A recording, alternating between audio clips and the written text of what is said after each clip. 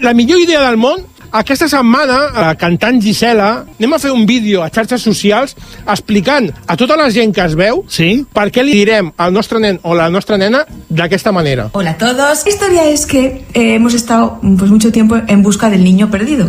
Pero al final, el niño perdido, ¿qué ha pasado? ¿Qué ha venido? ¿Y dónde está? Pues está en el templo maldito. Bendito. El templo bendito, que es mi barrigota. Y ahora vamos ya a por la última cruzada, que es esta aventura de ser papis. Y se va a llamar... 1, 2 y 3.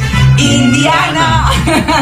Jo no vull entrar amb el tema del nom. Si la parella ha volgut posar-li aquest nom al nano, realment és necessari que feu una explicació pública, doncs li poseu Indiana i li expliqueu si de casa als vostres pares. Però a la gent no. A la gent no ens calia aquesta explicació, no ens calia. És que no...